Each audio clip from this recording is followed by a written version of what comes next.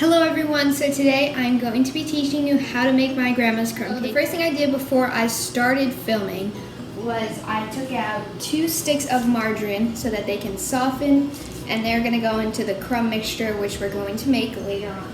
The next step that I'm going to do right now is wash my hands. So I'm going to wash my hands, and once I am done with that, I'm going to dry them off, and now I am going to preheat my oven to 350 degrees. So now that the oven is preheated, I'm going to take my yellow cake mix and I'm going to follow the instructions on the back to make it. For this cake mix, you're going to need 1 cup of water, 1/3 cup of vegetable oil, and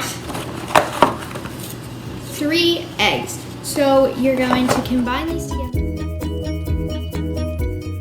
So once you have everything into your bowl, you are going to mix it with a hand mixer on medium speed for 2 minutes.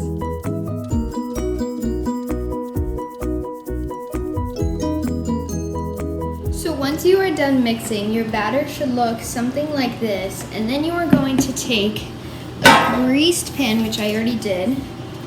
It's nice and shiny and greased, and you are going to pour your batter into the pan.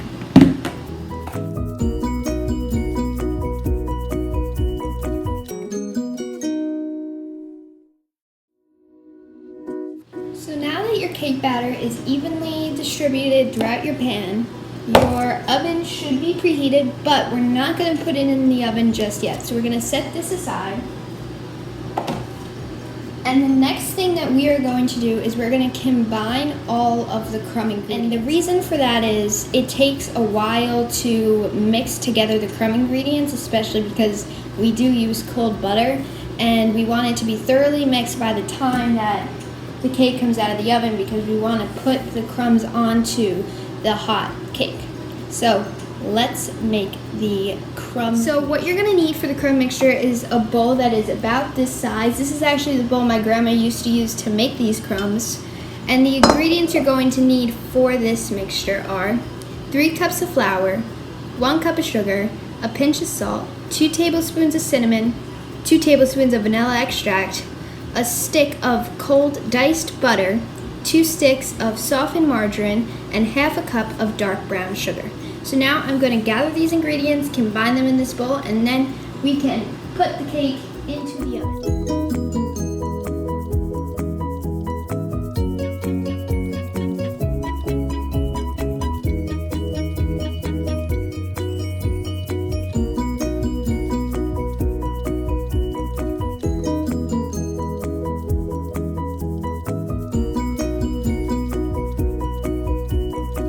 Now that our mixture is set and ready to be mixed, we are going to put our cake into the oven.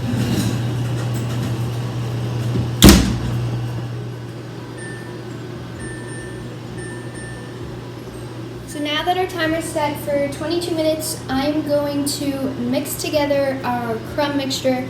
And now this mixture, I'm going to start off by using a fork, but then I'm going to have to move on to mixing with my hands, because it's the only way we're going to be able to have this mixed and ready for when the cake is done. After we wash our hands one more time, I'm just going to start mixing with the fork, and then I'm going to move on to mixing with my hands.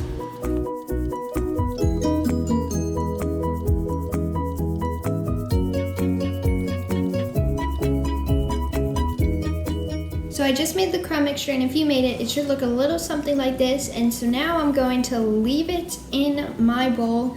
And my cake has 8 minutes left, so that took a pretty long time.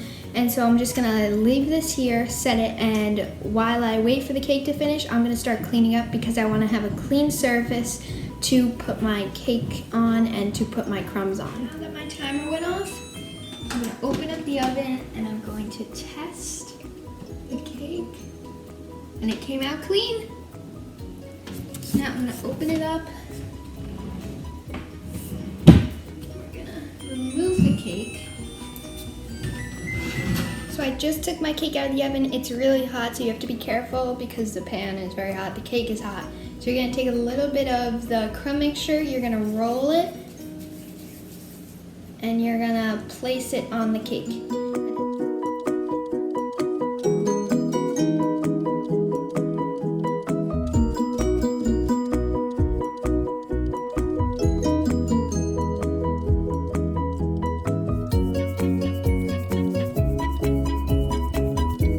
I just finished rolling out all the crumbs onto the cake, and now I'm going to put it back into the oven for 15 minutes. The timer just went off in the oven for the crumb cake, so I'm going to take it out and I'm going to let it cool. So you take it out, it should look a little something like this. I'm going to put it on my cooling rack over here.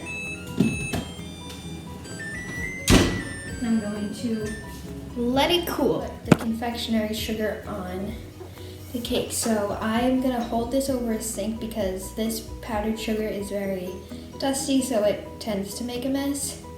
And you're just going to shake, shake, shake.